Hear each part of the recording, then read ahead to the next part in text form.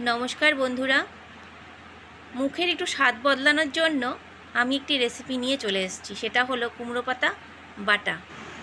তো তার আগে বলি, আমার চ্যানেলে আপনাদের সকলকে স্বাগত জানিয়ে আজকে রেসিপি শুরু করছি।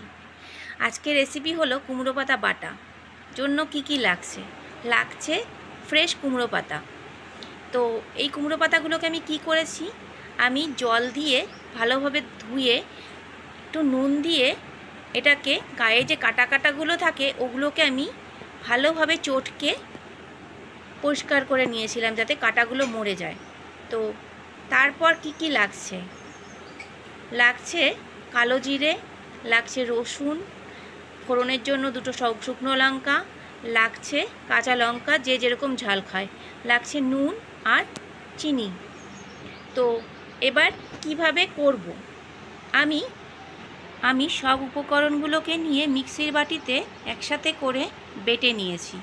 আপনারা ইচ্ছে হলে এভাবেও করতে পারেন একদম ইজিভাবে, নতুবা একটু কড়াইতে একটু তেল গরম করে এগুলো সব উপকরণগুলো একসাথে একটু ভাজা করে নিয়েও বেটে করতে পারেন। দুটোর টেস্টই খুব ভালো হয়। তো তারপর আমি কড়াইতে দুটো শুকনো লঙ্কা ফোড়ন এবং কালো জিরা ফোড়ন দিয়ে বাটাটা দিয়ে নিয়েছি। বাটাটা দিয়ে নেওয়ার পর একটু যখন জলটা যখন শুকিয়ে এসছে তাকে আমি নামিয়ে নিয়েছি। নামিয়ে নিয়ে গরম গরম ভাতের সাথে পরিবেশন করেছি। আপনাদের ভালো লাগলে অবশ্যই এভাবে করে দেখবেন, মুখের স্বাদ বদলাবে এবং রুচিও আসবে। যদি ভালো লেগে থাকে আমার এই রান্নাটা, তবে অবশ্যই লাইক শেয়ার করবেন, কমেন্ট করবেন, সাবস্ক্রাইব করবেন এবং আমার পাশে থাকবেন। ততক্ষণের জন্য টাটা।